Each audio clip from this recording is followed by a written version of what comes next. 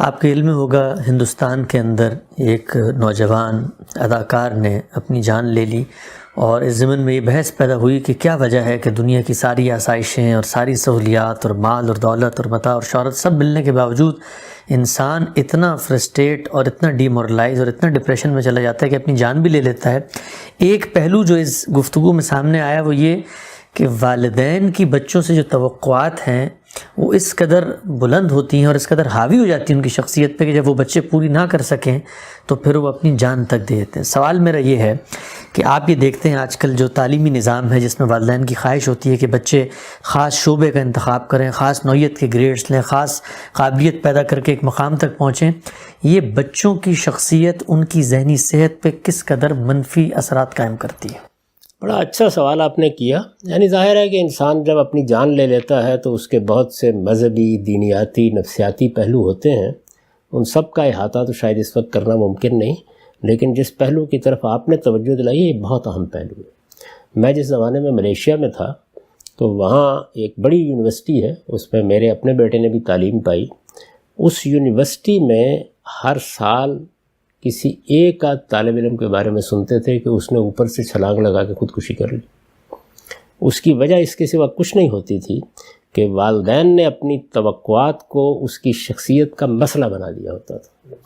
ہمارے ہاں آپ دیکھتے ہیں کہ بچہ جیسے ہی اسکول میں ڈالا جاتا ہے تو اب والدین کی خواہش جو ہوتی ہے کہ سب سے زیادہ نمبر اسی کی آنی چاہیے، سب سے زیادہ گریڈ اسی کو ملنے چاہیے۔ ہر بچے کو اللہ تعالیٰ نے ایک جیسا نہیں پیدا کیا ہوتا، بہت مختلف صلاحیتیں دے کر، بہت مختلف اذواق دے کر اللہ تعالیٰ بچوں کو پیدا کرتے ہیں۔ انسان اور انسان کی دنیا اسی تنوع پر کھڑی ہے۔ یعنی اس دنیا کے اندر اگر رنگا رنگی ہے، اس کے اندر بو قلمونی ہے، اس میں خدا کی آیات کا ظہور ہوتا ہے، تو وہ انسان کی شخصیت کے اسی تنوع سے ہوتا ہے۔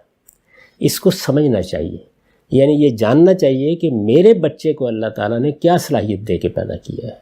اس میں ایسی غیر حقیقی توقعات وابستہ کر لینا، پھر ان توقعات کو ایک جذباتی مسئلہ بنا دینا، اس پر بار بار بچے کو ذہنی دباؤ اور تناؤ میں مبتلا کرنا، یہ بڑا سنگین جرم بن جاتا ہے۔ میں تو ہمیشہ والدین کو یہ توجہ دلاتا ہوں کہ وہ بچوں کے ساتھ یہ معاملہ نہ کیا کریں۔ پھر بچوں کا تقابل کرنا، دیکھیے فلاں کے بچے نے یہ کر لیا، فلاں کے بچے نے یہ کر لیا۔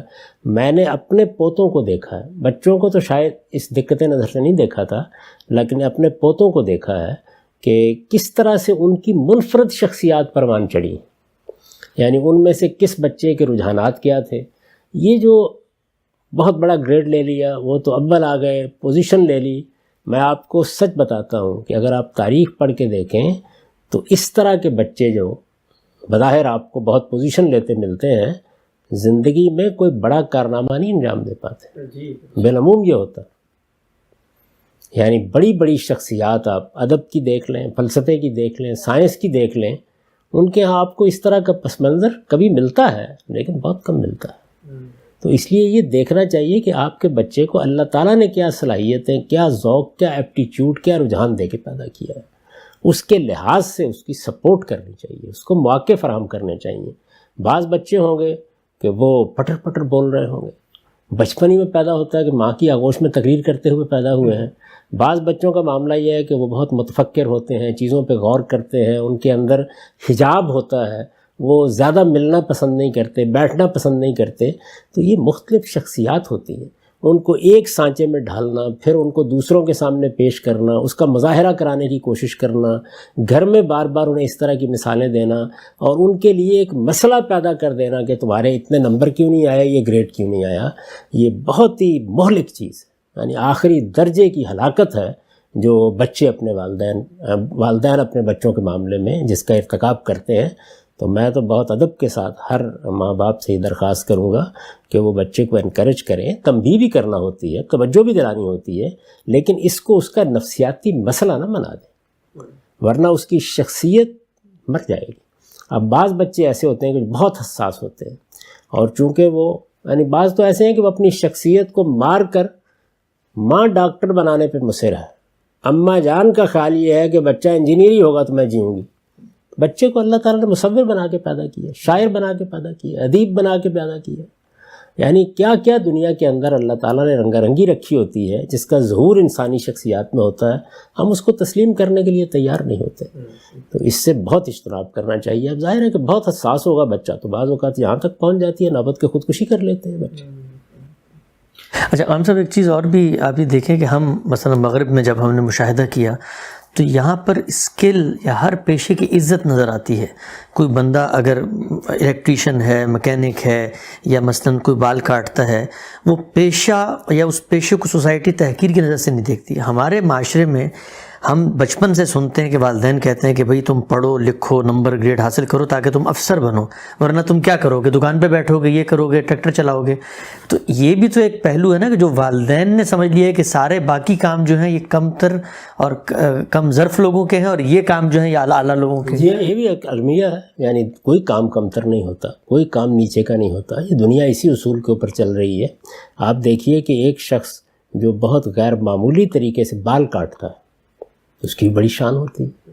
لوگ اس سے وقت لینے کے لیے قطار میں لگے ہوئے ہوتے ہیں. یہاں ہم دیکھتے ہیں ہمارے معاشرے میں اس طرح کے پیشوں کو تحقیر کا موضوع بنا لیا جاتا ہے.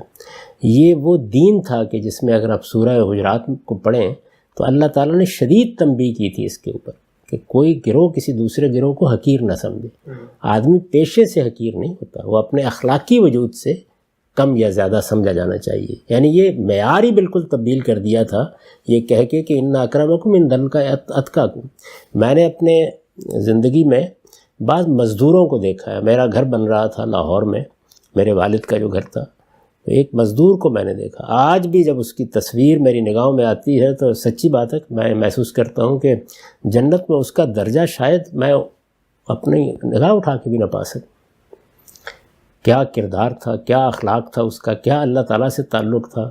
رمضان کے مہینے میں روزے کے ساتھ کیا مناسبت تھی اس کی، نماز کے ساتھ کیا مناسبت تھی، اور اس کے ساتھ جو وہ کام کر رہا تھا اس میں ادنا درجے کی رعایت لینے کے لیے تیار نہیں تھا. ایک ایک پائی معلوم ہوتا تھا کہ جب تک وہ اس کے معیار پر حلال نہیں ہوگی وہ اس وقت تک اس کو قبول کرنے کے لیے. آپ کو ریڑھی لگائے ہوئے بعض لوگ بڑے کمال کے لوگ ملیں گے. علم کا زوم بھی بعض اوقات لوگوں کو خراب کر دیتا ہے. تو یہ دیکھنا چاہیے کہ اللہ کے ساتھ تعلق کی نوعیت کیا ہے، اخلاقی وجود کی تطہیر کس قدر ہوئی ہے، اس کی بنیاد پر لوگوں کے ساتھ معاملہ کرنا چاہیے. پیشے سارے بڑے معزز پیشے ہیں. ایک مالی باغبان آپ کے یہاں کام کرنے کے لیے آتا ہے، کوئی خاتون کوئی مرد آپ کے یہاں صفائی کرنے کے لیے آتے ہیں. میں یہاں امریکہ میں دیکھتا ہوں کہ بڑے وقار کے ساتھ آتے ہیں. ان کے ہاں ادنا درجے میں اپنے پیشے کے اوپر کوئی شرمندگی نہیں ہوتی. تو ہمیں بھی یہ روایات قائم کرنی چاہیے کہ لوگوں کو عزت دیں اور ہر پیشے کو اپنے کمال کے لحاظ سے دیکھا جانا چاہیے. اور اس میں جب انسان کمال پیدا کرتا ہے تو سب عزت کی نگاہ سے اس کو دیکھتے ہیں. سب کے لیے عزت، سب کے لیے احترام، سب لوگوں کو اللہ تعالیٰ کا کنبہ سمجھ کر یہ اللہ کی مخلوق ہے. میں نے بارہا توجہ دلائی ہے کہ اگر ہمارے اندر صرف یہ چیز پیدا ہو جائے کہ جو شخص مسلمان ہے اس کی نسبت کس سے ہے؟ محمد الرسول اللہ صلی اللہ علیہ وسلم سے. جس پیغمبر کے ساتھ ہم اتنی عقیدت اور محبت کا اظہار کرتے ہیں، سوال یہ ہے کہ اس کے ماننے والوں کے ساتھ وہی محبت کیوں نہ ہو، وہی احترام ہونا چاہیے. اور پوری انسانیت کیا ہے؟ یعنی کنبہ ہے نا. حالی نے کیا خوبصورت بات کہی ہے کہ ہے ساری مخلوق کنبہ خدا کا. یہ آدم و حوا کی اولاد ہے. ہم ان سب ایک رشتے میں بندھے ہوئے ہیں. اس لحاظ سے دیکھیں تو ایک ایک انسان، وہ یہودی ہے، مسیحی ہے، وہ ہندو ہے، کسی مذہب سے تعلق رکھتا ہے، کسی قوم سے تعلق رکھتا ہے، کالا ہے، گورا ہے، سب آدم و حوا کی اولاد ہے، بھائی ہوئے نا ہمارے. تو اگر آپ ایک مرتبہ ان دو بنیادی چیزوں کو مان لیں تو یہ نفرت کی گفتگو، یہ کیڑے چننے کا انداز، یہ دوسروں پر تان و تشنیع کرنا، یہ انہیں ڈسکریڈٹ کرنے کی ذہنیت، یہ اپنی موت آپ مر جاتی ہے. اور یہی معاملہ جو ہے وہ انسانوں کے ساتھ ہوتا ہے. بچہ آپ کی آغوش میں اللہ تعالیٰ نے ڈال دیا ہے تو آپ کے لیے بہت بڑی نعمت ہے. وہ آپ کا اصل کام یہ نہیں ہے کہ آپ اپنی خواہشات اور اپنی ناکامیوں کا بدلہ اس سے لیں، بلکہ یہ دیکھیں اس کی شخصیت کیا ہے، اسے پروان چڑھائیں. اور اس میں سب سے بڑا ہدف کیا چیز ہونی چاہیے؟ اس کا اخلاقی وجود. وہ اخلاقی وجود ہے کہ جو پاکیزگی کے کمال پر پہنچے گا تو دنیا کے اندر روشنی پیدا ہوگی. باقی پیشے، تعلیم، یہ سب چیزیں، ہمارے یہاں تعلیم کا معاملہ بھی ہے. ہر بچے کو لازماً FA BA کرانا ہے. یعنی تعلیم کو بھی اس لحاظ سے تقسیم ہونا چاہیے. کون سے بچے ہیں کہ جو ہنرمند خدا نے پیدا کیے ہیں، کون سے لوگ ہیں کہ جن کا بنیادی ذوق ہی ملازمت کا ہے، اچھا، اسی طریقے سے بہت سے بچوں کو خدا نے کاروبار کرنے، بہت آگے بڑھنے کی صلاحیت دی ہوتی ہے، تو ان کو آپ کیوں کوئی ملازمتی کرانا چاہتے ہیں؟ یعنی میں تو ہمیشہ کہا کرتا ہوں کہ جس قوم کی مائیں ہر بچے کو افسر بنانا چاہتی ہیں وہ ترقی کیسے کر سکتی ہیں؟ اس لیے کہ یہ تو ملازمت پیشگی ہے. یہ ہمارے جیسے ناکارہ لوگوں کو ملازمت کرنے کی ضرورت ہوتی ہے. جن کے اندر کوئی صلاحیت ہے، انیشیٹو موجود ہے، وہ کاروبار کیوں نہ کریں، ہنرمند کیوں نہ بنیں. تو ہنرمند لوگ، اسی طرح کاروبار کرنے والے لوگ، وہ قوم کی معاشی تہذیبی ترقی کا باعث بنتے ہیں.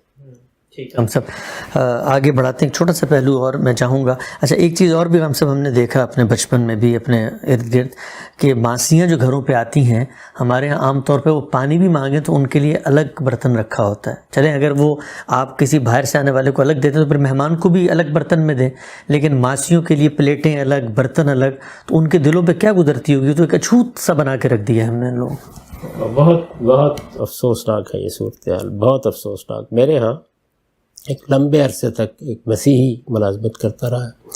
یعنی ایک جھگڑے کی کیفیت رہتی تھی کہ بھائی یہ کیوں اس کے لیے الگ گلاس رکھا گیا ہے، کیوں اس کو الگ پانی دیا جا رہا ہے، وجہ کیا ہے اس کی. اچھا، ان کا بیچاروں کا بھی حال یہ ہو جاتا ہے کہ کسی موقع کے اوپر یعنی وہ پانی پڑا ہوا ہے، جگ پڑا ہوا ہے، پاس کچھ گلاس پڑے ہوئے ہیں، ہر آدمی اس میں سے پانی اٹھا کے پی رہا ہے، لیکن وہ کیا کہہ رہے ہیں جی میرا ذرا گلاس لا دیجیے. یہ واقعہ ہے کہ اس موقع پر آپ بس کیا عرض کروں میں، یعنی دل پھٹ جاتا ہے. یہ ہم کتنے پست ہیں، کس طرح ہم نے انسانوں کے ساتھ یہ معاملہ کیا ہے، کس طرح کا سلوک کیا ہے ان کے ساتھ. تو یہ ساری چیزیں بڑی پست ذہنیت کی نشاندہی کرتی ہیں. ہم مغربی قوموں پر بہت تنقید کرتے ہیں، لیکن آپ اپنے گرد و پیش میں شب و روز دیکھتے ہیں کہ یہاں کوئی اس طرح کے رویے کا تصور بھی نہیں کر سکتا. کاش ہمارے لوگ بھی ان چیزوں کو سمجھیں، ان اعلیٰ اقدار کو اختیار کریں، انسانوں کو انسان کی حیثیت سے عزت دینا سیکھیں، ان کی قدر افزائی کریں.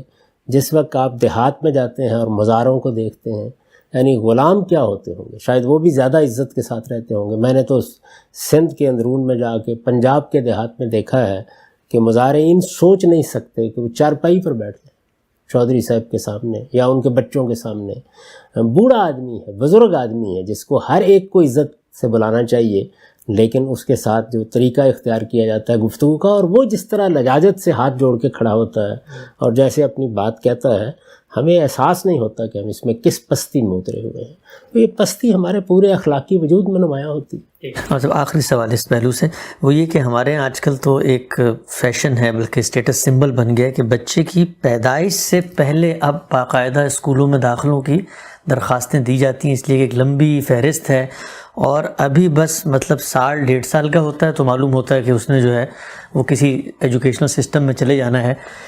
یہ موضوع اصلاً تو بچوں کی نفسیات کے ماہرین اور تعلیم سے متعلق ہے، لیکن زندگی کے تجربے کے طور پہ آپ اس کو کیسے دیکھتے ہیں کہ بچوں کو اسکولوں یا ایجوکیشنل سسٹم کے حوالے کر دینا یا ماں باپ کی پرورش پرداخت کے زیر سایہ رہنا، یہ مرحلہ کب ہونا چاہیے؟ میرے نزدیک تو وہی بات جو انسانی تجربات سے معلوم ہو گئی ہے، 5 سال تک بچے کو والدین ہی کو وقت دینا چاہیے.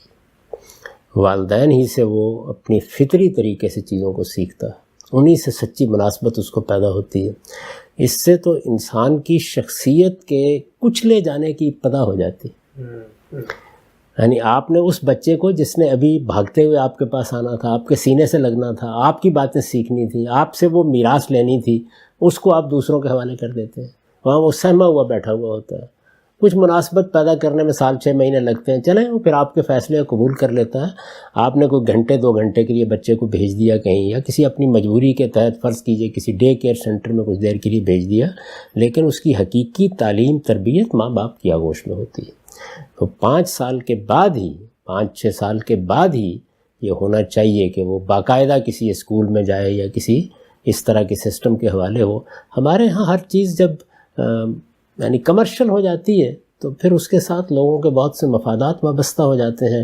نظام تعلیم کا معاملہ بھی اسی طریقے کا ہے. کبھی ہم اس کو اس طریقے سے ریفارم نہیں کر سکے کہ وہ صحیح خطوط پر استوار ہو، اس میں تنوع بھی رہے، اس کے اندر انسانی صلاحیتوں کا اعتبار بھی رہے، اس کے اندر جو ضروری یکسانی ہے وہ بھی پیدا کی جائے.